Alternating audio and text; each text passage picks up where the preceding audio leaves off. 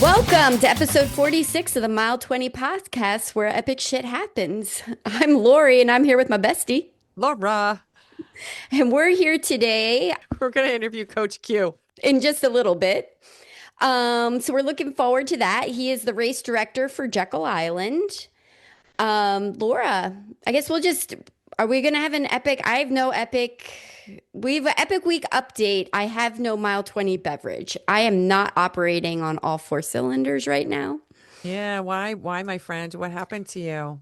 I came down with the flu Yeah. on This was Thursday like after night. our last episode, and Lori and I were basically sharing a microphone. And the next day, 24 hours later, I she was was like, feverish. yeah, I am not well. And I was like, shit, we were so close. And, knock on wood, I feel so bad that you got sick, but I'm really glad I haven't gotten sick yet. So, Yes. because Yes. that knocked your ass out, man. Like you've been down and out for like a week, Yeah. It's almost a week. been it's been not fun, especially because um there was big news in my family that was Yeah. celebrated on Saturday, and I feel like I missed all this big stuff in my family. Um What news do you have? Maggie got engaged. Maggie's got engaged to She got Connor. pro she got proposed to on Friday night, and we got it. I got the call and pictures, and yep, my baby girl's getting married. We are so incredibly happy for them. I'm over the moon for them. They're the cutest couple and we love Connor. So I yeah. do. I was so ready to welcome him into the family, but it did feel a bit like a fever dream because I was actually feverish when they called me, and I was like, "Oh my God, this is like today of all days." And Oh, and I then they were know. they were doing a bar. We were supposed to bar crawl on Saturday in Phoenixville and watch them light the phoenix. They do a big wooden phoenix burning um, to celebrate, and I was home. I missed the Eagles game. Yeah, you It's missed the just the Eagles game on Sunday. Like, yeah, yeah, girl. Yeah. it was Yeah. I rough. well, I'm glad that you were able to make the podcast today because, it just getting up and seeing you move around a little bit is it makes me feel much better about where you're at because, like every I'm day it was getting just there. like, oh, it's just checking in on you and you're like, yeah, dude, I'm still got a fever. And I'm like, oh shit.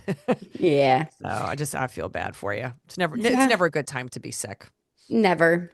But of Yeah. all the days, I guess it was probably better than some. But Yeah. anyway, what about your epic week update? Well, being that you got sick, like you basically kind of came down with this thing on Thursday. Thursday night, you and I had plans to meet up with the West Point Marathon team. And so the West Point Marathon team they take the Army Navy game ball, so football, and they run it from West Point to wherever the game is being held. So last year they ran it up to Boston, Massachusetts, because they played in outside of Boston. They played at Gillette, Stadium. This year they were playing at the Ravens Stadium down in Baltimore. So they ran the ball from West Point down to Baltimore. So they were running through our area on Thursday night. So, when texted me and you're like, dude, I might be able to rally, I got a sore throat. And like, as soon as you told me you had a sore throat, I'm like, oh, she's not fucking coming. Like, and it wasn't like, oh, she's not coming. It was like, oh no, like you're not getting in my car with me. Like if you're starting to get sick, like, no, mama don't want that. Which I So was grateful for because honestly, I didn't need to be out into the cold. no, you did not. And it It and it was was and it bad. was chilly, but because I went and told the cadet, that I had talked to, or that I was emailing that I was going to be there, class of '93, yada yada yada. I stuck with it. So I got in the Jeep. I had made up my big Go Army Beat Navy signs. And it was cool. Met up with the team up in King of Prussia, PA. So it was right by the big mall up there. There were two other gentlemen. One was from class of '64, another guy from I think like class of 72. They were former marathon runners. Dude, That's the awesome. one guy from the 64 class, he had his old marathon like tracksuit. And this thing was like canvas. I was like, oh shit, I couldn't even imagine. Oh my Like one, gosh. it's a remarkable that the thing is still like, in fantastic shape. But Yeah. yeah, this thing was like canvas. But the really cool thing is that I got some just quality one-on-one time with a bunch of the cadets and was talking to them, telling them I was so proud of like what they were doing, explained that I run with my best friend, we ran the 50 states. Next thing you know, they're like, what race did you do in West Virginia, and what did you do in Illinois, what did you do in Texas, because it was from all the states that they were from. So Right. I was like rattling everything off, and it was fun. But then one of the girls comes up to me and she's like, "Hey, do you know my mom, Mandy?" And so this this girl, Josie, who was one of the cadets, she's the daughter of one of my female classmates from West Point.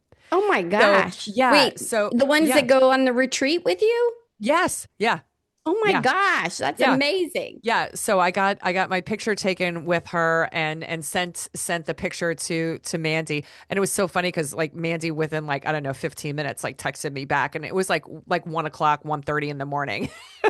Oh my gosh. So yeah, so it was really neat to see them, do like the next leg, and they do it very similar to a Ragnar where they follow in a van and have a couple of runners, do the legs of that particular stint. So I did that Thursday night. Friday I was kind of good for nothing. I was very very tired, but I'm rallied. I, sure. I still worked on Friday, and then Saturday we had my nephew William with us. And we ended up going to an arcade called Arnold's, which is, just north of us here off of Route 422 in PA. And then we hit a dinner with him where he got to order filet mignon. That's his meal, little spoiled guy, which I love. And then we went to the Phoenix burning. So I did get to go and see Maggie and Connor, and I saw DJ and Mari, and I met a whole bunch of Connor's, some of his high school friends that were there. I thought it was the sweetest thing that when I went and hugged Connor, he picked me up. Aw.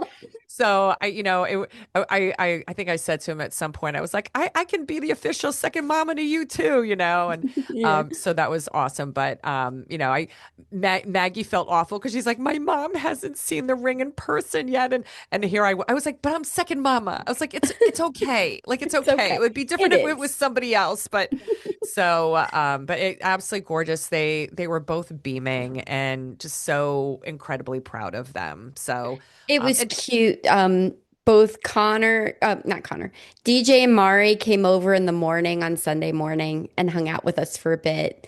Mari actually shoveled our driveway after the snow, Oh, just because she's never really shoveled before and wanted to know what it's like. And she's like, I'm really enjoying this.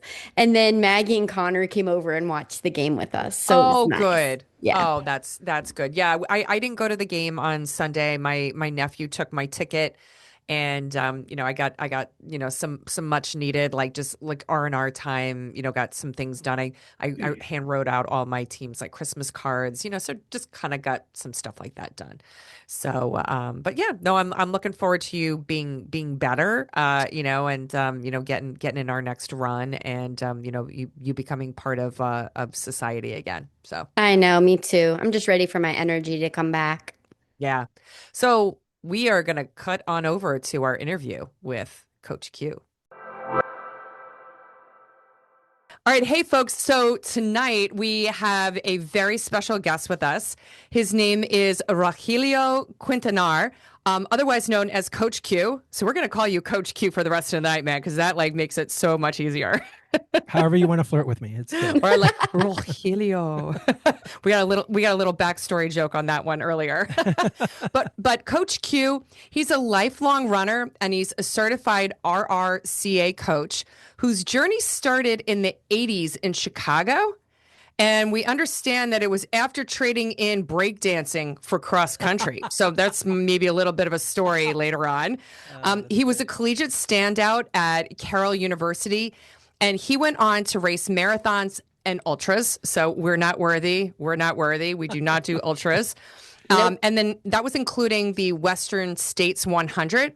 And he has since coached runners of all levels, up to Boston qualifiers, major marathon finishes, and champion successes. So, welcome, Coach Q, to the Mile 20 podcast. We are super excited to have you here. And Coach Q is also our race director for the Jekyll Island Marathon that Lori and I are running in January. So we are absolutely loving that you could join us today. And we have a ton of questions for you.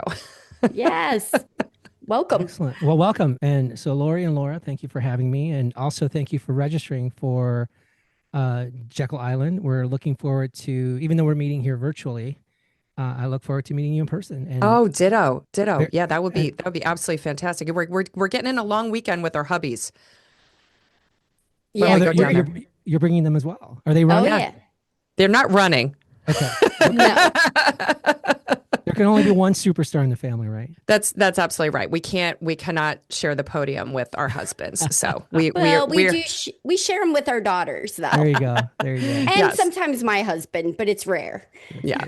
Yeah, no, my husband is definitely like back of the pack, kind of thing. So Coach Q, can you tell us a little bit about your background? Because I mean, maybe we get a little bit of insight on the breakdancing thing and really how you got into running. Because sounds like you got into running much younger than Lori and I. We didn't start running until we were like well into our 30s.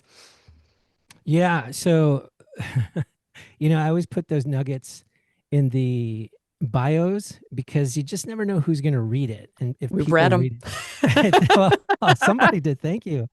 And interesting, and I'm sure we'll get to it.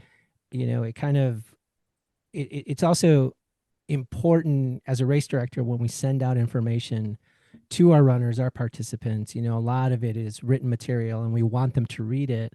And I've, in the last couple of years, have put in these little Easter eggs, or as I like to say, the brown M&Ms, if you know the Van Halen story, right? And to see if people read it. And last year, and I won't give it away here because I'm going to do the same for this coming Jekyll event, is people who actually read it came up and gave me the things that I had pointed out in the runner handbook. So I know at least 3 people read it. That's awesome. Well, Lori, we're gonna have to read the handbook now. Hasn't gone Now out I yet. definitely need to pay attention. It for hasn't sure. gone out Yes. yet. It'll go out in the beginning of January. But Love anyway, it. to your point about the breakdancing, I'm a child of the 80s. Graduated high school back in '88 and ran cross country in high school on the kind of a dare from a friend of mine who said, "Hey, you need to do something when you go to high school. You need to be in a sport or something." And 80s Chicago, it was the Bears, the Bulls, it was basketball, it was football. I knew nothing about cross country, absolutely nothing.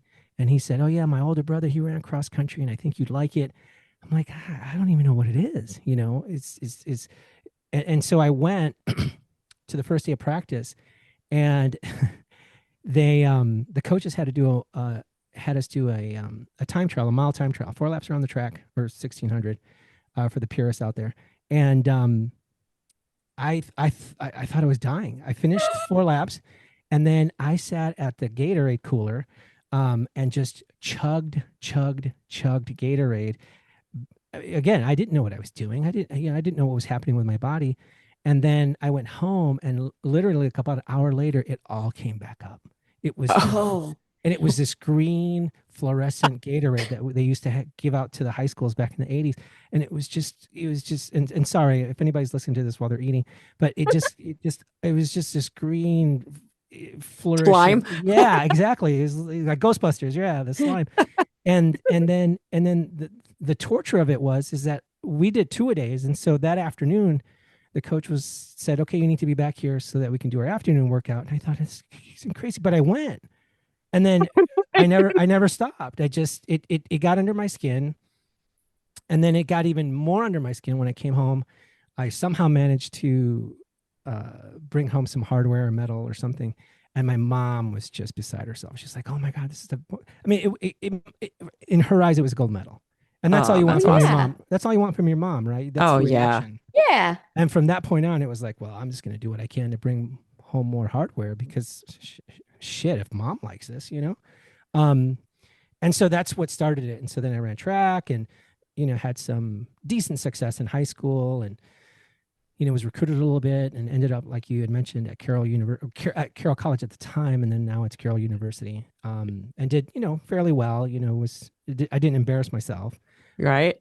And then afterwards, um, just kept going and, eventually got into marathoning and also, like you mentioned, got into ultra running, which has been a lot of fun. And then kind of in between that, again, almost kind of like my running journey fell into race directing and putting on these events. And, it's been now, good Lord, almost 20 years of producing events Wow. and running since I was in, 15-year-old high school kids. Well, I'm not running as much now.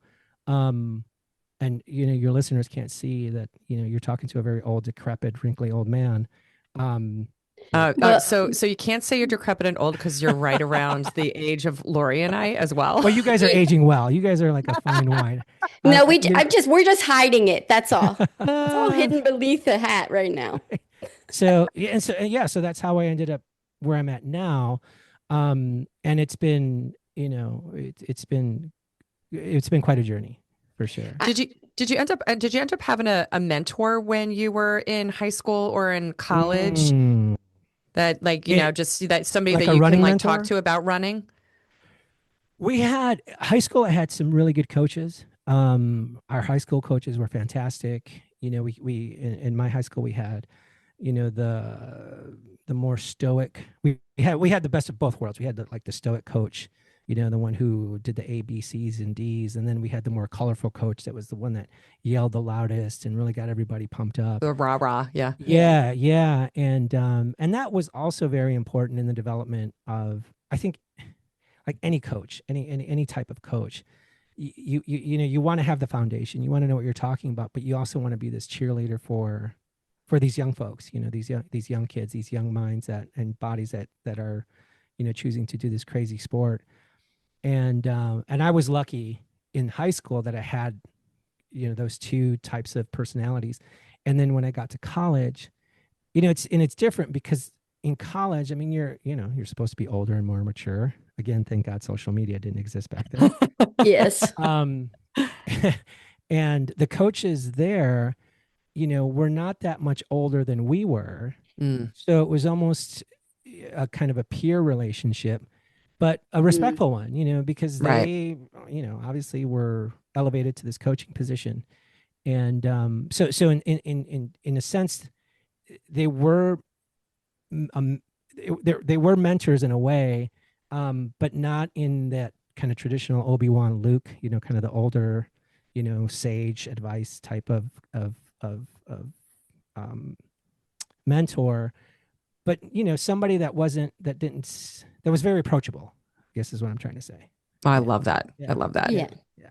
So I'm fascinated by the psychology because we're marathon runners, we've done Absolutely. quite a few of them, so we're not new to that distance. However, quite frequently when we're done with the marathon, like I'm done. Like I'm good. Like I feel satisfied with my Right. running journey for the day.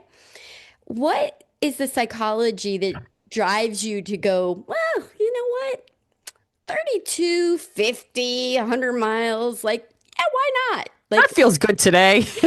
Like how does that next step happen in your head? Because I have not found that within me yet, or It's maybe fun. ever. Right. It's so funny when, so after I graduated from college and, stayed in, this was in the Milwaukee area, Wisconsin, shout out, go Badgers.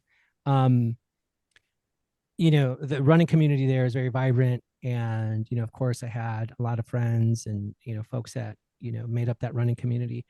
And there were I would say maybe a handful of, young in their 20s runners that were doing these 50 milers, 100Ks. And to me at the time, I thought, you got to be nuts. Why would you want to do that? That is just, even the marathon. And this was at the time, we were approaching the 100th running of the Boston Marathon. So there was a lot of excitement, Ah, a lot of energy around people wanting to get to Boston to celebrate the 100th running, and we were a part of that group. So Yeah. and I'll be honest with you, we had no fucking idea what we were doing. Okay, no clue. We and this is, for anybody who's in our era, there was no internet, there was no, social media, there was nothing other than Runner's World, Running Times, and I think there was another publication that came out, and every couple of times throughout the year they would post or print a marathon training schedule, kind of a I very remember general, those. Yep. remember, very, Yeah. I very remember general, those. very, Yep. very general training plan. And me and my friends were like, okay, Boston, 1996. Okay, this was like April of 1995. Okay, if we want to run the 96, we've got to run a fall marathon. And like, okay, well, I'm from Chicago, so I've got to do Chicago. My buddies were from Milwaukee, so we're going to do Milwaukee. Okay, well, then let's figure out how to train for this. Again, we had no idea what we were Yeah. doing. Like when I think about the training programs I developed for my athletes now compared to what we did, I mean, it's a wonder that I'm sitting here to begin with, that we didn't just end up dead. You know, Right. I, I you think know, I think that's like kind of the theme for like our generation. right, right. Very true. Gen X, We're survivors. we somehow made it. Yeah. But Uh, that's the fascinating thing, so to your question about the psychology, like back then, like we didn't know what we were doing. We're young and our bodies could handle it. And I was thinking about, this was, one a friend of one of the handful of us that qualified and trained for Boston. We were talking about this was a few years ago. It's like, we had this kind of this old um bike path that went out, kind of went for miles. And so we thought, okay, we'll just leave a bottle of Gatorade like at the turnaround.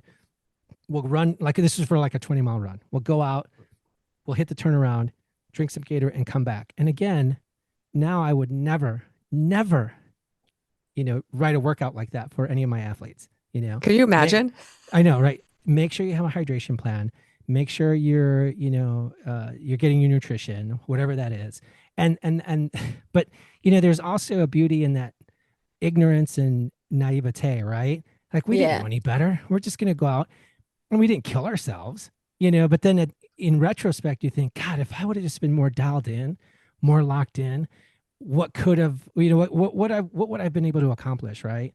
But Yeah. Yeah. I don't, I'm not going to sit there and dwell on that or anything. But you just think about now, like if I had the coach that I am now back when I was in my 20s, I'm not saying I would have been dangerous, but I would have at least been on a suspect list. You know what I'm saying?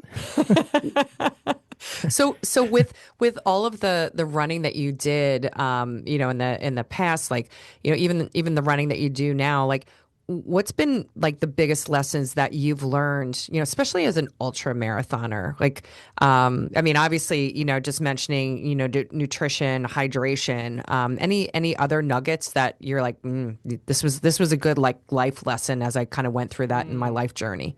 mm. Okay, two things. One, I would say that when in chasing marathon times, fast Mm, times, um, I think at least a group that I was. I mean, let's just use Boston as the kind of the tip of the spear, or as you will, or the kind of what the pinnacle of what everybody's chasing, right? Everybody wants to qualify for Boston. Everybody's Yeah. chasing those times depending on your age group. And for me, one of the things that I learned, not just from training like adult athletes, but I also coach high school athletes as well, is talking about efficiency. I think many times people get focused on wanting to run faster and not, instead of running efficiently. mm, When you work with your body and you make your body more efficient, those times will the times are going to show, they're going to reflect in what you've been doing to be more efficient. What do I mean by efficient? It's by training smart, by doing the weight training, by doing the mental and the spiritual work. I think that's another piece that I think a lot of times you either don't hear about it or you don't talk about it, or maybe you hear more about it in the ultra sphere, because you're out there for much longer, and you're not as worried about maybe finishing fast or chasing a specific time. I mean, not that folks aren't, certainly people at the front of the pack of those races, which are incredible that they're running that fast for that long. Oh, it is a Yes. gift. It is a But gift. right, Yes. A gift and a lot of work, right, Yeah. and probably some mental health issues, but Yes. that's another podcast. but but to me, it was learning about being more efficient. The more efficient you are, the easier you're going to move through the air, over the terrain, whatever it is that you're doing, you're going to be more efficient. Because I don't like folks getting caught up on, I want to be faster, because that's really not the goal. I mean, Yeah. yes it is, but to me, the more efficient you become, the more efficient you are in your training. Not only will you see those times, but you're also going to have longevity, because you're training smart, you're being more efficient, and you're not getting injured, you're not doing things to your body that are going to catch up to you much later. What I like about ultras is, again, it's not necessarily the focus on speed, or who's going to sub 3, or 240s, 230s, or whatever the case may be. It's really just about being out running and just challenging your body to do a 100-mile race, to do a 50-mile race. And if you've been to an ultra race, or even a marathon, I'm not saying one is better than the other, but when you see somebody finish a 100-mile race, it's pretty amazing. Yeah. Oh, yeah. And so to me, the nice thing about ultras is that, in general, I don't feel like there's that emphasis on wanting to be a faster, get from point A to point B, as fast as you can. It's more about the journey, and not to sound cheesy or cliche, but just set that goal and finish the race. As simple as that sounds. Well, I mean, to just go and say, like a finished race. I mean, a 100-mile race. Like I'm just mentally like kind of, I mean, that that's like 20 plus hours of running, right? 24 hours. right. Or more, depending Yeah, on right. Well, for Because us, it would be about 2 days. yeah, it would be right, at least 2 days. I mean, because we're back at the Packers, Coach Q. But that that's where the it party's puts it in at. perspective, because Right. we both live outside of the Philadelphia area, and I'm about like roughly about 26 miles outside of Philly. So I'm just like kind of doing the math. I'm like, it's one thing to go and say, oh, like running a marathon is like from running from my house to Philadelphia. Hey, that's Yeah. kind of badass. But Right. It is. when you talk about like 100-miler, you're like, and then I'm gonna come back, and then I'm gonna Mm-hmm. go there again, and then Mm-hmm. like to me, like that is just absolutely remarkable, and irregardless of whether you do it for time or not, it is got to be like, because we always talk about like mile 20, right? In a Mm-hmm. marathon is Mm-hmm. traditionally where you hit that wall, right? Right. And you have to make a decision, do I stay or do I go, right? Right. Right. Right. And I can't even imagine the battle of mind and body that you endure running 100-mile race. Like, do you end up going and hitting a wall about like 5 times, 10 times, and like it's constantly that battle, or like how do you get past that? Because that's just fascinating to me. Having alcohol in your Camelback. You know, there, You're I our mean, kind of that's people. You're right. You our know what I'm people. saying? I mean, let's Wait, just what's your preference? What's your real preference? talk, What's your go-to? real talk, right? Yeah, real Let's just talk. put it out there. Real talk. Real talk. uh, you know, here's the thing about ultras that I love is, again, it's not it's the challenge. It's not um like it's the challenge of one, setting the goal, right? I want to run this race, and I can. There's so many ultras out there now that you have your lay of the land. Yeah. And of course, people now look at Western. It's like that's the Boston of the ultra community, right? People want to get into Western, which is a lot more difficult than getting into Boston, just in terms of numbers. Wow. I mean, there's Yeah, only they only take 100 runners. Is that right? well, Or, they have 369 slots, uh, but when you take away the returning runners, they afford the top 10 runners spots for the next year, and then sponsor spots, and then by the time you kind of eliminate those position those slots, you only have like 260 slots left. And Wow. Wow. this year's lottery, which just took place last Saturday, they had over 11,000 entries for Holy 260 Wow. crap. spots. Wow. Wow. So it's one thing to be competitive, just to finish a 100-mile race, to get and that in itself is a celebration. But then to try to get into that race, I mean, it's luck. It really is, Yeah. because when you look at the numbers, it's just and the funny thing is when I think back to the 90s, when there were just a few of us, or not me, but a few of my friends that were doing some of the longer races. If you wanted to get into Western states, you could literally go the day of and sign up and run it. I mean, what I'm saying is that it wasn't as competitive in terms of the numbers, and the popularity in ultra running has just ballooned in you know the last decade, really, that I, it's I, just I become. like really attribute that to like social media. Oh, And Yeah. absolutely. just I mean, like you were talking about back in the day, early running, you relied on magazines and what races were listed in magazines, right? To be able Exactly. to sign up for. And now you have like this whole community of running influencers. We interviewed two gals a couple weeks ago who are running influencers, and it's just this whole other underbelly, right, of the running world that gets people who normally wouldn't be a runner or a spectator, and it gets them to get out there. Or somebody who was a marathoner and said, "Hey, you know what? That race, out in California looks really badass. Like I want to Exactly. train for that. I want to try to get into that, right?" Exactly. So I think it's just it's great. But it also, it has a downside, right? Because, what Absolutely. used to be really easy for those of us, to get into some of these races now is a little bit more difficult, right? Right, right, right. And But it's Yeah. to your point about social media, I think it has, social media just in general, there's some very positive things to it and there's some very negative things to it. I think in terms of running and training, I think you can find people, influencers or athletes, that are very inspirational, and you can look at their pages and see what they're doing, and feel like, oh man, this has inspired me to go out or to start running, or to just to do 3 miles today, or whatever the case may be.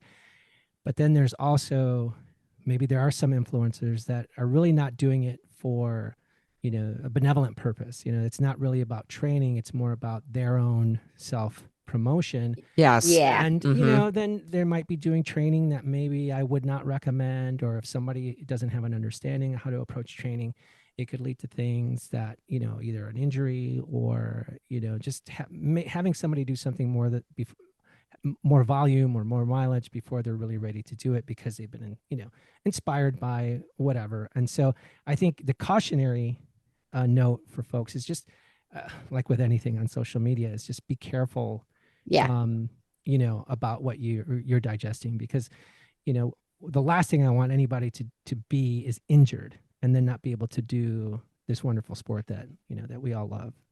No, it's a great Yes. point. Really, really great point. Yeah. We've seen some of that in the races recently, just simply, I don't know, just what people are look ill Like bad gear, prepared. bad gear, bad Bad gear, because gear. I want to look like somebody I saw on social media, and you're like, wow, it looks like somebody took a wire Brillo pad and Mm, rubbed it like on like a girl's legs because she wore shorts that were way too short, oh, and it was bad. gotcha. It was just bad gear. But she wanted to probably look like somebody, and get a picture at the start, and I looked cute, but man, it got really ugly at mile 20, Mile right? 20, exactly, Yeah. exactly, exactly, exactly. Yeah, so Yeah. that's just buyer beware, right? Yes. Absolutely. Exactly. So of the races that you have done, we always talk about our favorites Hmm. of this and that. Hmm. What has been your favorite race experience that you've had and why? Ooh, God.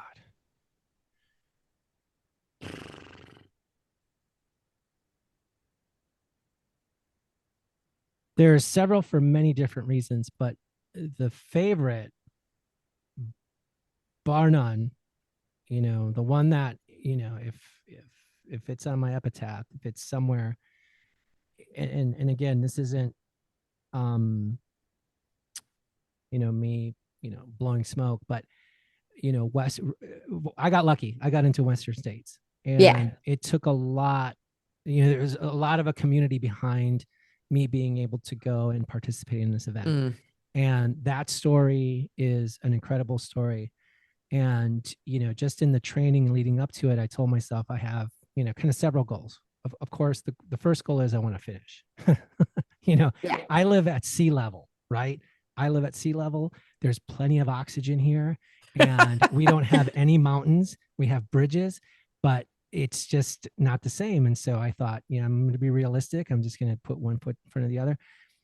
And then the secondary goal in terms of finishing was being able to, if you're familiar with Western States, they finish on the track at Placer. Actually, can you explain Western states? Because there may be people who are listening Sure, that may sure, be here for marathoning or sure. just getting started running. Yeah. Who have no idea what it is. Yeah. Yeah. So it's like I was saying earlier, it's kind of similar to Boston in terms of its prestige in the ultra running community. And it's a 100-mile race that's held in California. It starts in Olympic Valley in California and then finishes in Auburn. So, and it goes through the Sierra Nevadas, Mm. crosses the American River, and it's very historic, and it has, a rich history. And like I Mm. was saying earlier, over the last 10 years, it has grown in popularity in terms of people wanting to run it. So thousands of people enter the lottery every year for very limited spots. And so when Yeah. I got into ultra running, like we moved here to this, to the coastal Georgia, and that's when I decided to get into ultra running. Right, that makes a lot of sense. And of course, or mountain ultras, right? There are a lot of course, ultras that aren't running the mountains and stuff. But to me, that was the goal. That was the goal. I wanted to be able to run these races in this event. And I ran a qualifying 100-miler in North Carolina, Umstead. Shout out to them. They are also a very wonderful, well organized event in North Carolina. And if you are looking for your first ultra experience, check out Umstead 100 in Raleigh, North Carolina. Oh, And awesome. it is a fantastic group of runners that put that together. And and that one also has a lottery. And I was lucky. I got into that lottery. I Mm. finished. So I had to qualify, and they were one of the Western State qualifiers. And so I was able to use that entry to then put my name into the lottery for Western States. And when they had that lottery, my name was drawn, and I was like, okay, fuck, I guess we're going to California, and now I've got a chance to run Like this is Western real States. now. Right. And this has over 20,000 feet of elevation gain. Oh, The average elevation for the Shit. first 30 miles is like 7,000 feet. And again, I'm at zero. I'm at like 10 feet above sea level. right. And Yes. and again, it's like 369 folks. And you have 30 hours. Everybody's chasing that sub 24 because you get a silver belt buckled. But you're an official finisher if you finish under 30 hours, and then you get a bronze belt buckle. Okay. And getting into that, my goal was just to finish. Of course, you want to finish under 24 hours. But I of course didn't know what to expect. So I just said, I just want to finish. And then again, finish on the track at Placer High School, and then finish with my kids, you know, Oh, because again, the finish, right? You just want to finish. And that was the goal. And so I made it. I was able to run and finish Western States. And it always it makes me a little emotional because it's such a unique and special experience, and to be able to have that and share that with my kids and my family was Ah. nothing else will top that, other than maybe an Olympic gold medal, but that's already I'm too old for that now. I absolutely love that story, and especially yep. the cherry on top of the sundae there, and in terms of the support that you have with with your family, and being able to finish it, because we know, I mean, and having never trained, and probably will never train, no, I'm not gonna say That's probably, what you and will say, never never. train for an ultra, like just the time commitment that you have to, as a runner, invest in the day to day, right? Mm-hmm, And mm-hmm, your family, right? They're doing their own thing. You're mm-hmm, doing your mm-hmm. thing, right? And so there's sacrifices, like just on a day to day, right? In terms of time. So to have your family there and support you through the journey, but then to support you across the finish line, like we totally get that. We totally and get Yeah. that. and That's I some would good shit. and I would and here's my excuse me, suggestion to you guys with your podcast. And I don't know if you've had a guest on that has been more not the runner, but the support person, you know, the wife, the girlfriend, the boyfriend, the husband, whoever. They're the ones that are constantly going to the race. They're not running, but they're the ones supporting. I would love to get that perspective from somebody just to hear what they, because their story of chasing me along the Western States route is just as compelling as what Oh, I I did bet. to get to the finish. And that's just one story, right? I There's bet. Right. Yeah. 300 Yeah. stories. Or what you guys do when you guys run, um, and what are your husbands doing? Maybe they're not supporting you. Maybe they're at a bar drinking. I don't know, but you know, but you know, Well, Yeah, no, it's a great point, and like mine's, we actually a number of episodes ago we had both of our husbands on, and nice, we cross interviewed, both of nice. them, and I'll have and to go back it and was listen to it. great. It was Yeah, great to hear them, and just the pride that they both had, for both of us, in terms of because of finishing the 50 states. And yeah, our yeah. husbands were at the finish line with us with many of our kids, and that again, it was that special thing because how often, Lori, did we have, when your kids were younger, right, and they had swimming and dance, right, during the oh yeah. spring, and she's like, dude, like we got a 20 miler. It's got to be a 3 a.m. like meet up, and I'm like, fuck you! Can't wait for your kids to go to college. Right. Now they are.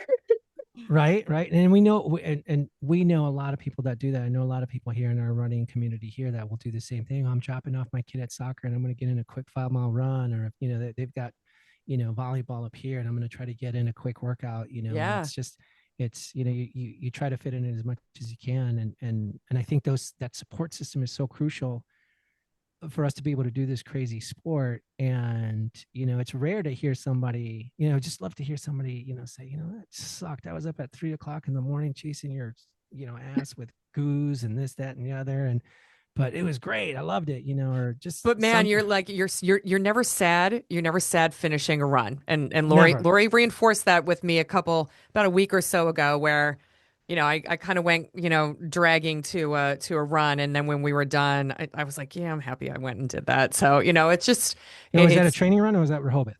Training no, no, run. no. It was actually we were at a an event in New York City, and she's like, "Hey, let's bring our gear and we'll get a run in, in the morning. Maybe go through Central Park." And I Nice, just didn't nice. want to bring an extra bag with me, And I'm but I like, brought I'm it. bringing my shit, whether you want it to or not. I'm gonna go so run. so get your shit together and let's go. And I did. I got my shit together, and we had an awesome run, and I was But Fantastic. really, really even happy during that the we did it. run, we get to Central Park. I'm like, let's run around this pond. She's like, it looks really big. And I'm like, come on. And then we did it. And it was so pretty. And there was lots of pictures. That's funny. We made it fun. We made it fun. So Yeah. so Coach Q, I mean, you like just through your story so far, you have all these really great insights, so you can totally understand how you have evolved from being and I'm going to say just a runner, to evolving into a coach and a race director, and I'm going to give you a shout out, so you can go to qrunningco.com and learn more about Coach Q, and what he does in terms of working with individuals, with groups, as far as coaching. You got some really, really great stuff out there as far as supporting races, and how do you even start a race, and just the mechanics behind that. So how did you get from being runner to being coach, race director? I mean, it to me it seems like an organic path, right? Because it's like you have a passion for a sport, for a community, and how do you stay in it? How do you continue to give back, right? And like just some of your early stories about being in high school and college, really sounds like you connected with some meaningful people who were your coaches. So how did you just kind of get on that journey to being coach and race director? Well, the race director story or that journey is a little funny. Much like running, how I got into it was somebody else. It was really somebody else's idea. So like I'd mentioned, my friend was like, oh yeah, we should go out for cross country. I'm like, okay. And then here I am. And then fast forward to when we moved to coastal Georgia, my sister-in-law was part of the PTA for one of the local elementary schools. And so this is back in, I think it was 2009, 2010. And so there's a local race called the Super Dolphin Day Run, which is a 10K, 5K now. And it started out as a 5K, I believe, back in the 70s. So this thing has been around for over 40 years now. And she said, "Hey, you're a runner. Do you want to help out?" And I was thinking, I've run 5Ks, marathons, the gamut. How hard could that be? Famous last words, right? And Yes. so I took a deep dive and then race day came and it wasn't a complete shit show, but I definitely came away with an appreciation of what goes into managing and planning an event like a run, whether it's a 5K or a marathon.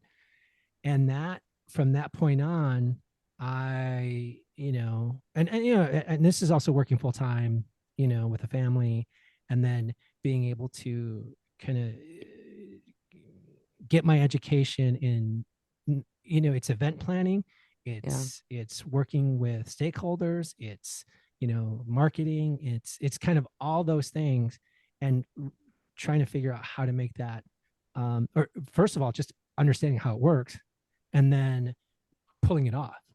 And so the first couple years, or the first year that we were involved, like I said, I mean, it was by all measures, it was a success, but then I felt like, oh wait, we could do things so much better. And I'm one of those folks that once I lock into an idea, I'm going to do a deep dive. I'm going to educate myself as much as I can. I'm going to try to figure out what's going to be the best way to make this work. And the first thing we had to do was we needed to change the courses, because where the race is held, traffic was becoming more and more and more voluminous. It was just more and more traffic. And Yeah. the route, when it was first created, this was back in the 70s, when the traffic in this area was not what it is now. And so we made some changes. And then the other part is, this was on an island. And what does an island have? It has beautiful vistas because we're on an island. And so the race had finished in front of this building, when literally on the other side of the building was this huge green space that had these vistas of the water and, this kind of this beautiful landscape. I'm thinking, why aren't we finishing over there? Yeah. This makes more sense. And so we made all those changes and we added some, and not just me, but, the running part of it. I learned how to certify and measure courses. I learned, what was the best way to work with our local police so that we can manage, traffic and make it safe for the runners. Learning about registration, platforms. Back then it was, I think Active was active back then, but now you got Run Sign Up. You have all these other, platforms. Oh, it's so diverse now. Yeah. Yeah. Right. So it was just kind of learning how to do all that. And then, then we just saw a lot of success. The point of this event was to raise money for the two elementary schools. And, we just got to the point where we were able to raise a lot of money, because not just because of the run, but, also looking at how do we formulate better approach to sponsors? How do we market this event? How do we do the different things that will make this event more successful? And out of that success, then folks were like, "Hey, we want to do that. Can you help us?" Sure.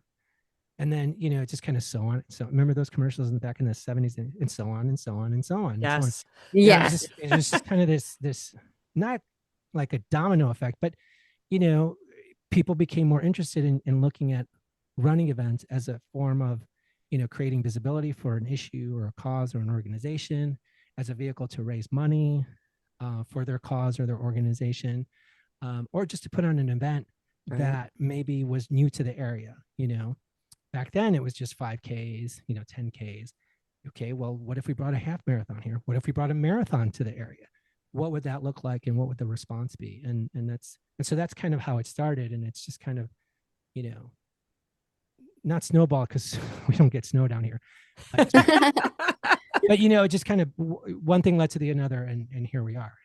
I love that. I love So that. is that so did you did Jekyll Island Marathon exist prior to you, or did you develop that marathon? Is that your brainchild? No, it did not exist. And prior to the creation of Jekyll, um,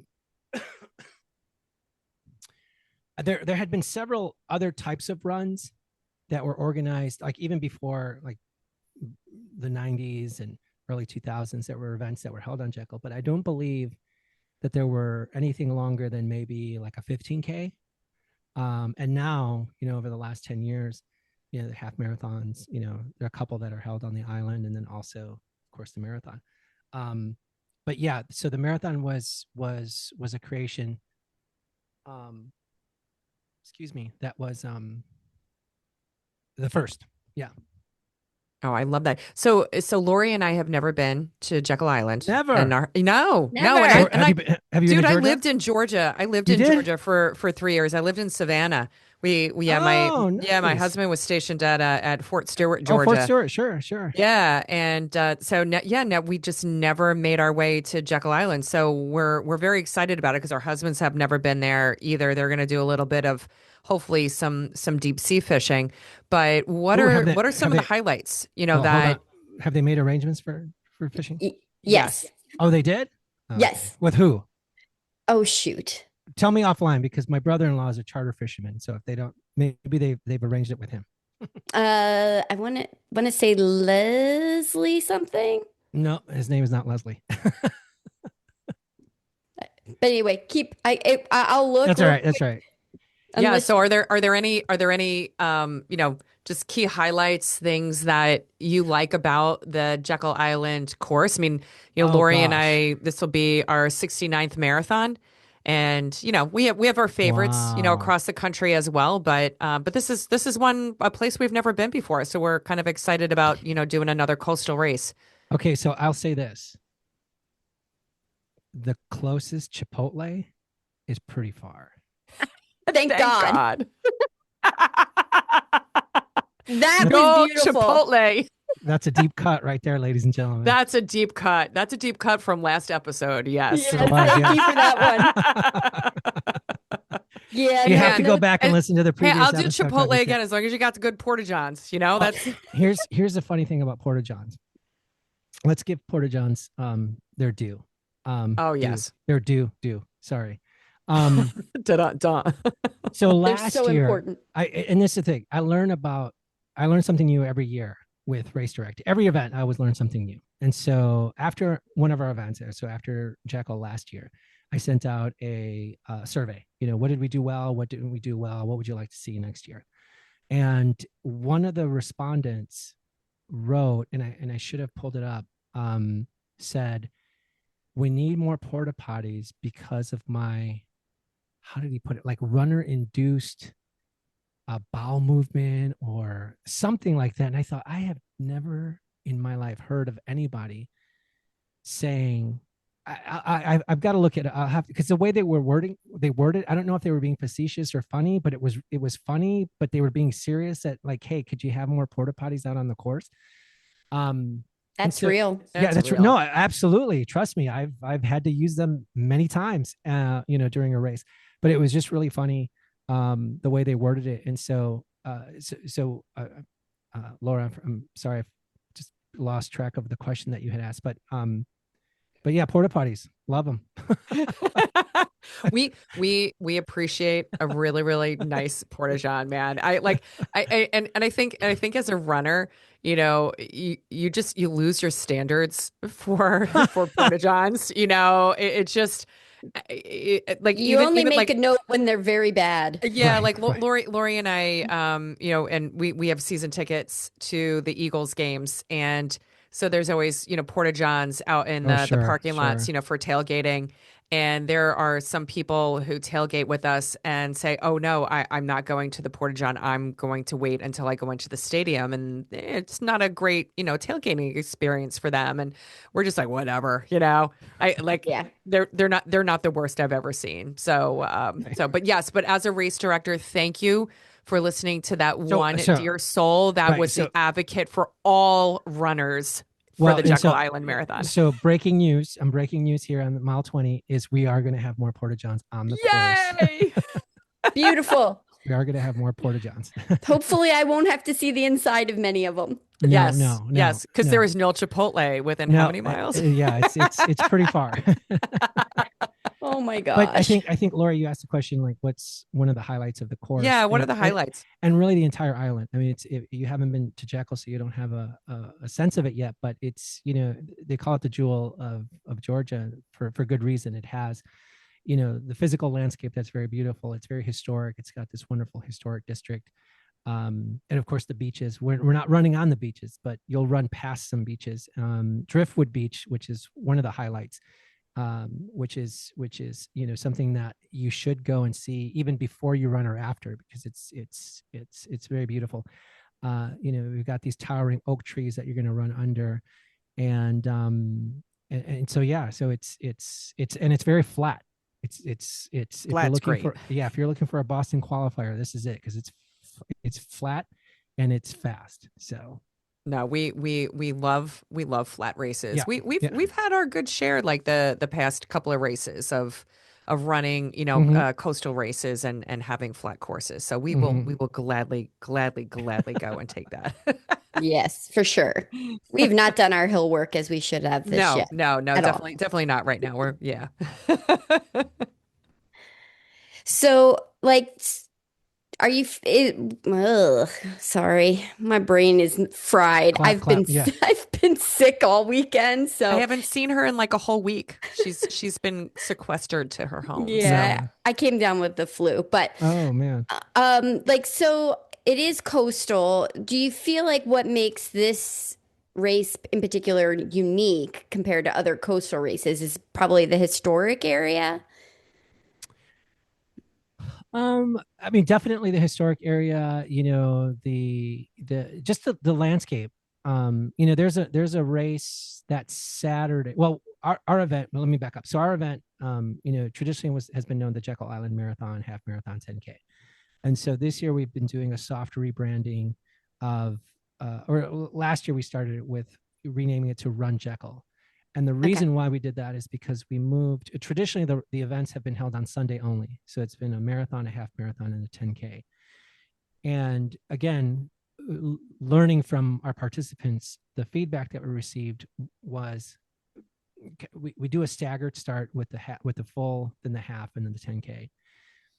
And we're able to use a good chunk of the roads on Jekyll, and then we migrate everybody onto the bike paths, which are oh, plentiful. okay. What we ran into, and before, and again, if you're not familiar with the island, we had traditionally started on the eastern side of the island, where Jekyll has, you know, a convention center, a large parking lot, so it's very spacious, and we could set up, you know, start finish, and it was just a lot more room. And then last year we moved to the west side, so into the historic district, and the area is a little more compressed. There's just a lot more that we're having to kind of navigate through, which is okay. But then what we're what we then what we did to help kind of the numbers, and you know, once the folks start running, is to keep them on the road for several miles and then turn everybody onto the bike path. So what was happening is that all those three races eventually merged at some point. And even though, again, going to that runner handbook and then announcements before the race, say if you're like in the 10K and you hear the lead bike coming up behind you, please just move over so that that runner can, pass you and Right. move on, like slower Yeah. traffic to the left, faster traffic to the right, which is opposite of what you're supposed to do on the road. But you understand my point. Yes. Yeah. And that wasn't always happening. It wasn't as smooth of a process. And so what we did this year is moved the 5K and the 10K to Saturday, and then the half and the full to Sunday. That way, the half and the full are not going to have to worry about eventually merging with, the 5K or the 10K, and then having to deal with the kind of running in and out of that traffic. And my hope is that that makes for a more enjoyable experience for the participants. I absolutely love that because Lori and I had an experience a couple of months ago during the summertime. We ran a half marathon called the Blob Run. Oh, nice. That's located here in Phoenixville, PA. And a great race. We actually interviewed the race director for that race as well. Super, super great guy. But they did have the 5K run at the same time. And at Mm, some point in time, because Lori and I are a little slower, we're back of the Packers.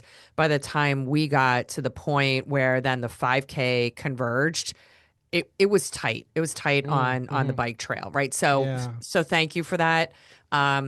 We love it when there's good energy at the beginning of a race, especially when you have like a half and a full starting at the same time. But man, Lori and I love it when the freaking half marathoners go away and it's just us and we're like lonely. I'm so lonely, but we love it because at that point in time, right? We're kind of done with everybody else and we just want to be alone. Yeah. We don't like people. Let's just go. We don't, right? Right, right. Well, in theory, I really want to like people, but sometimes no. No, Now, I understand.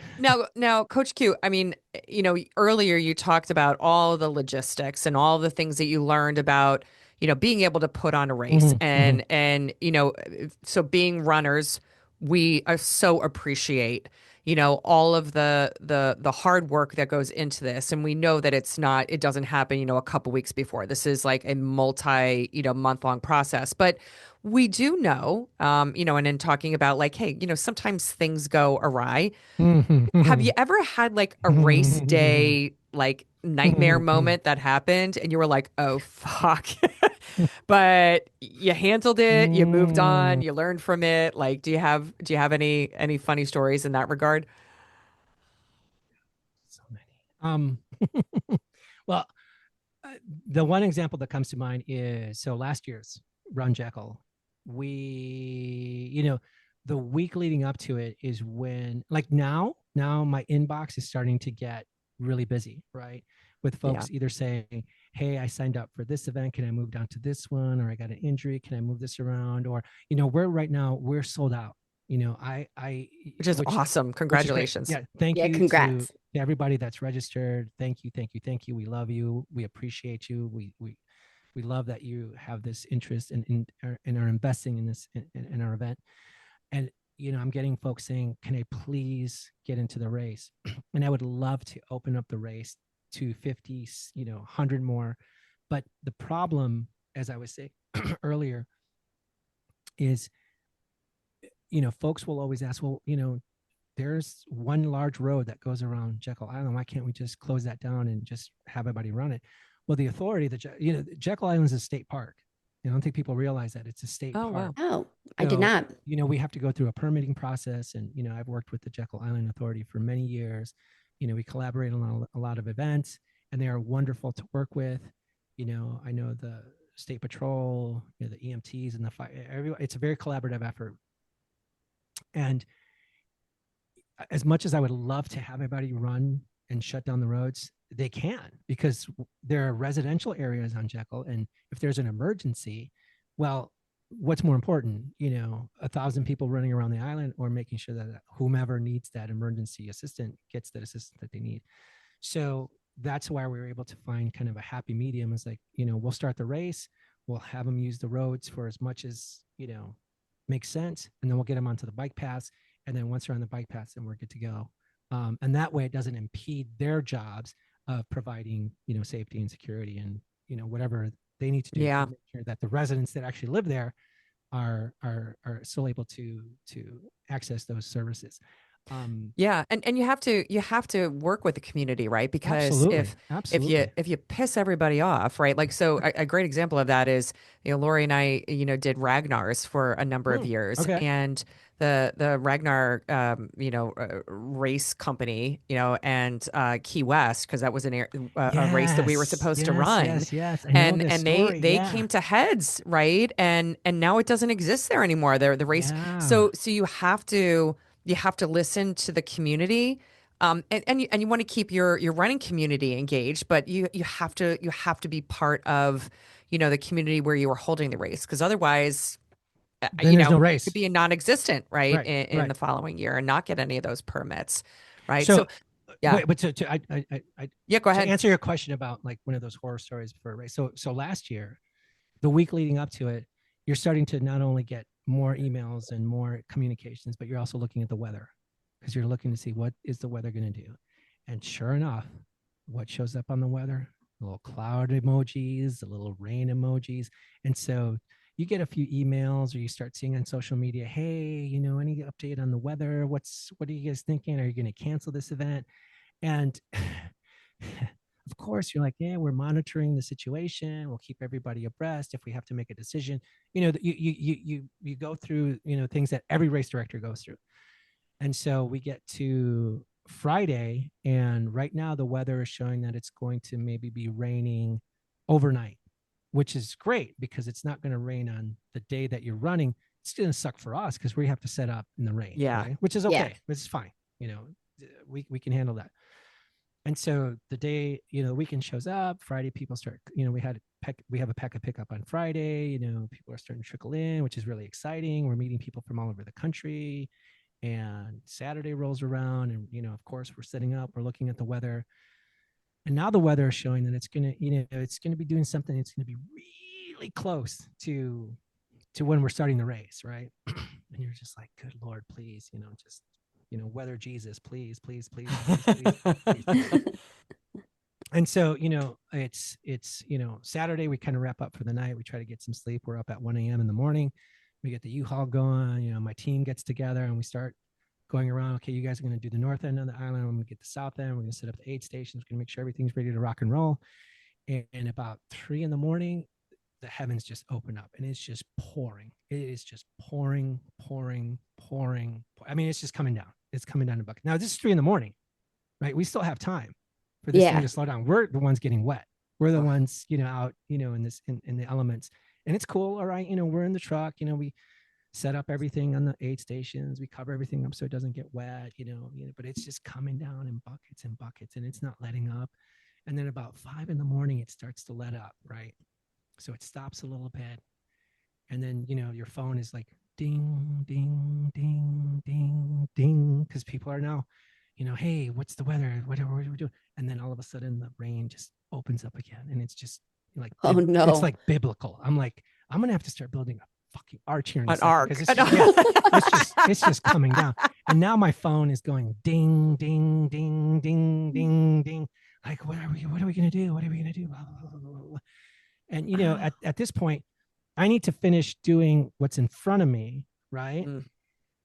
Before I make a decision that may affect, 1,200 people. Yeah. That are either going to be really pissed at me or I don't know. And it's just coming down. It's coming down. And so I think it was about 6:30.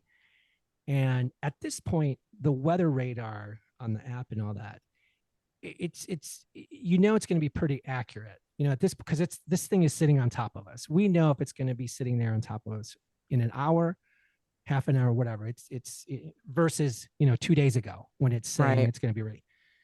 Right. So I look at the app and I'm thinking, okay, it looks like it's going to stop like around 7:15. And I'm sorry. It's going to stop. Yeah, no, it was going to stop about 7:15. We're supposed to stop at 7. We're supposed to start at 7:30. Now, the thing to keep in mind is, okay, I can say I'm going to start at 7:30, but that means that you guys then still need to stand around in this for 15, 30 minutes to get ready to run this race. Well, that's no fun either, right?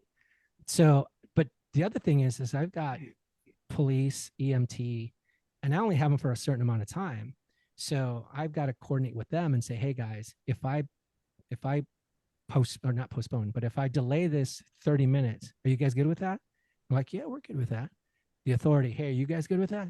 Yeah, we're okay with that. Check with because here's the other thing. I've got volunteers. I've got hundreds of volunteers. Oh, yeah. Yeah. A half hour may not seem like a lot, but some of these people say, okay, I'm going to work until, 11 o'clock.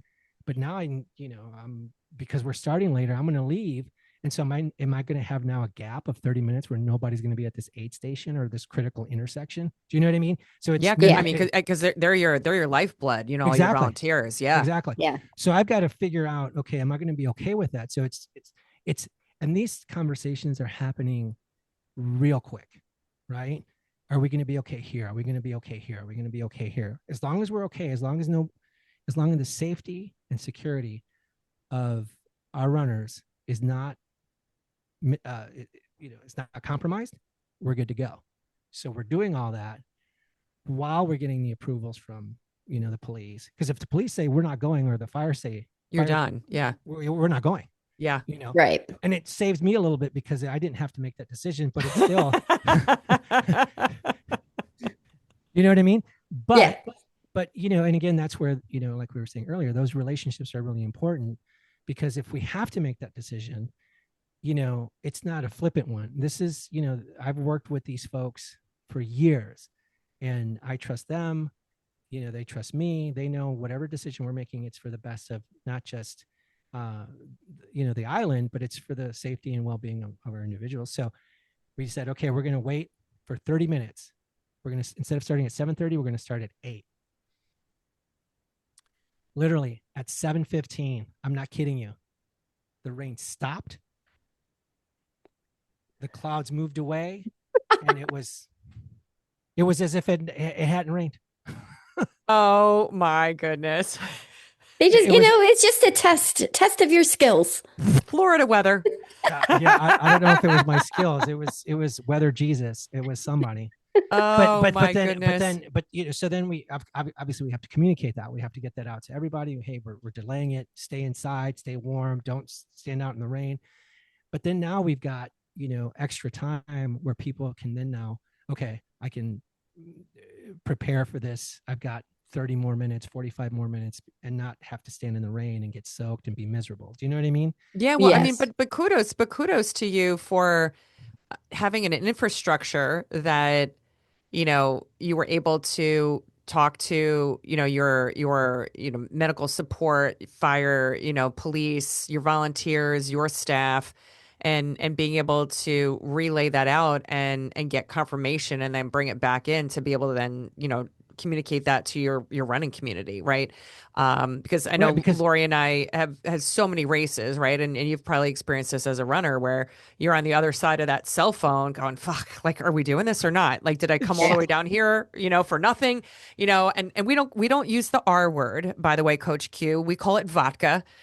So is it gonna vodka out, or do we need our vodka jackets? We always say that, if we use the R word, it's bad luck. It's bad kind of juju. like Harry Potter and Voldemort, We You just don't just talk don't about say those the two. You name. don't say You the name. You don't don't want say to the invoke it. name.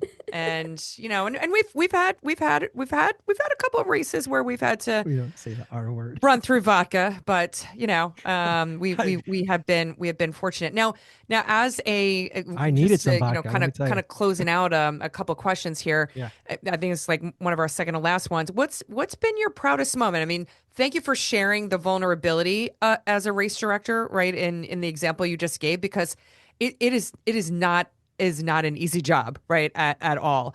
But what's been one of your proudest moments as a race director, either for this race or any other race that you have led? As a race director, you're saying? Yeah. Wow, that's a good question. I mean, certainly,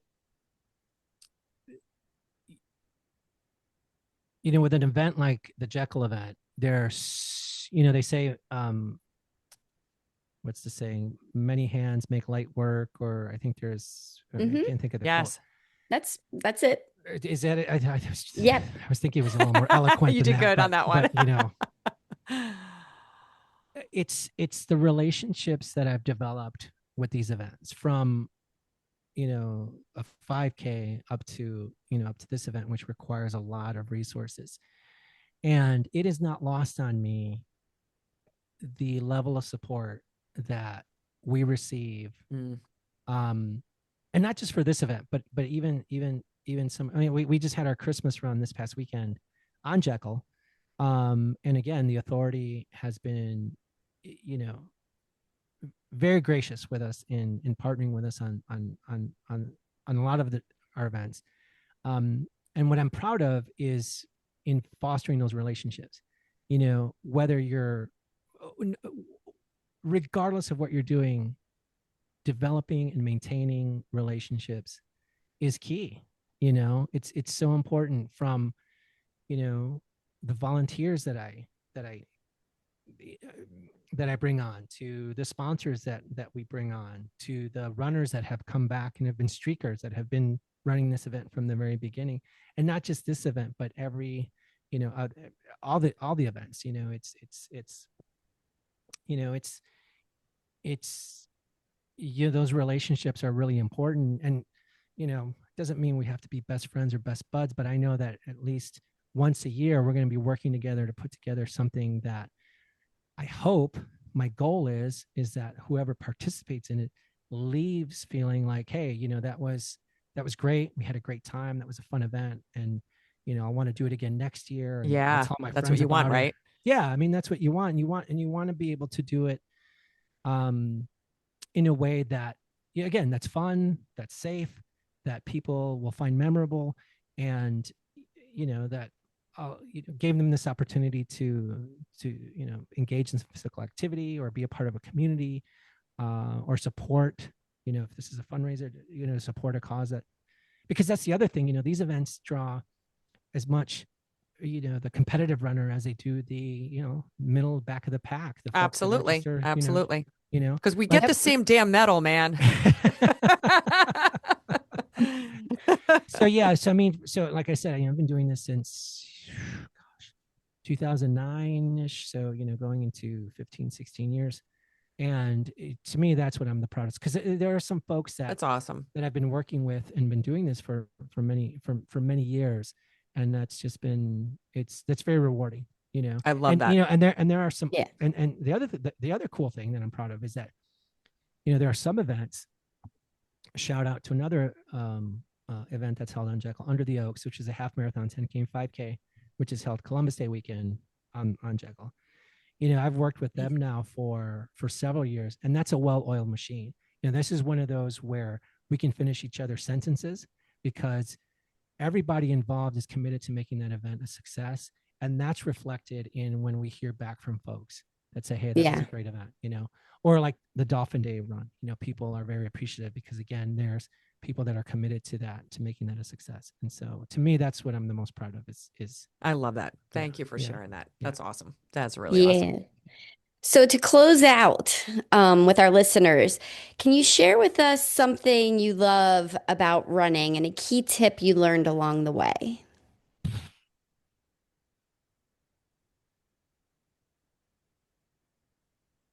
Is it getting deep on me? A key tip. I mean, I guess in terms of a key tip would be just keep going, whether regardless of whether you're the fast rabbit, or if you're the turtle, whatever, just keep moving. Um, I've had a couple of knee surgeries, non-running related, by the way. These knee problems Yes. had nothing to do with running, and my running has been almost non-existent for the last 8 years because of this, and just my body. And I'm older, I'm long in the tooth. Um, and just do what you can to keep moving, because it's something that I miss. I've obviously found other things to do to stay in shape and to keep moving, and so on and so forth. But if running is your jam, man, just take care of your body, and worship your body, nourish it, do the right things to keep it um moving, from A to B, I would say. And what was the other part of that question, Lori? Um, like what's something that you love about running? Just one thing that when you were running, like it was Oh gosh, the I'll tell you what thing. what what I loved, this is by far one of the things that I miss the most about training, is when I was training for ultras and I would have to get my long runs done. I would get up really early in the morning, like 2, 3 in the morning, when everything is still, Mhm. when everything is really still and really quiet, which is different from still and quiet at 5 p.m. versus still and quiet at 2 p.m. or 2 a.m., Agreed. 3 a.m. in the morning, right?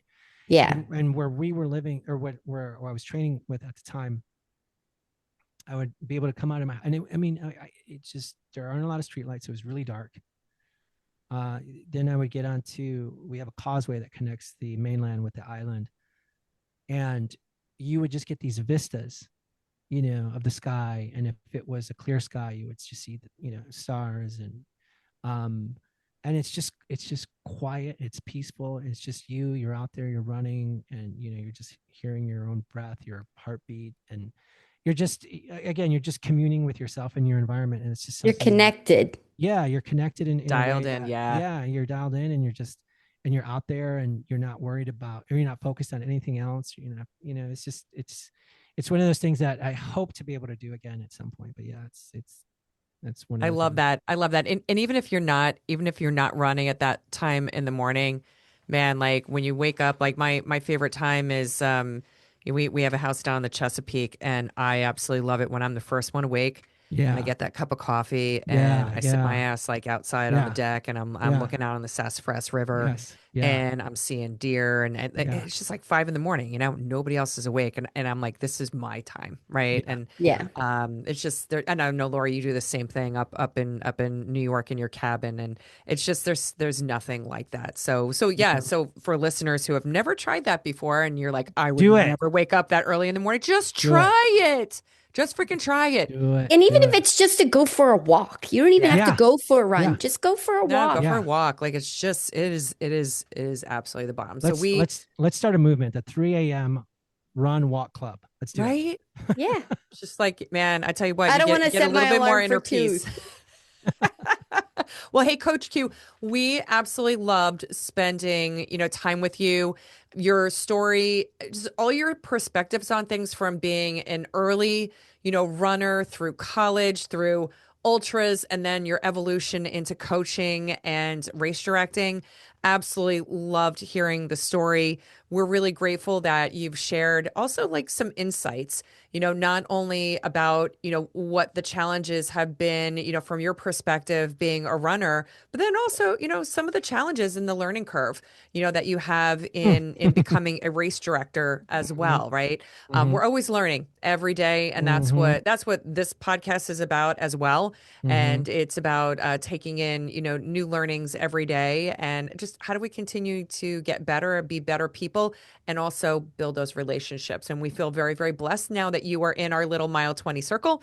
So when I we can't hit wait to meet you Jekyll, in person. yeah, we're Yeah. gonna we're gonna we're gonna go and hit you in person. So, and again, to our listeners, please, if you want to check out Coach Q's information, go to qrunningco.com, and you can check out all of his information. So, Coach Q, thank you so very much. You freaking Thank rock. you. Thank you It was guys. Have so been, amazing to meet you. yeah, likewise. You guys have been delightful hosts, and I hope your listeners, enjoy the conversation, and look forward to the journey. Awesome. Thank you. So folks, absolutely fantastic interview with Coach Q. Absolutely loved hearing his story, Lori, and his journey from being a runner to race director. I don't know, maybe that's in our future at some point in time. I don't Race know. director? I don't know. That means we would have to I'd maybe see us stop starting a running, but local run club before we do that. right, yeah, yeah. But I did like his advice, and it said just keep moving. Yeah. And that's the message that we want to keep sending to all of our listeners, that even in your 50s, as women, and we've talked about, our menopause journey and having the flu and, everything else that, life throws at you, just keep moving. That's the Just most keep moving. important thing. And And if you know you're what the not moving, it's never too late to get started. damn straight, Never. damn I straight. don't care if it's you can't get, just walk somewhere. Yeah. Go, just take the first step, whatever it Just keep is. moving, because if you don't use it, you lose it, Yep, right? And you know what another absolutely. important thing is to remember? What? Go make mile 20 your bitch this week. Peace out.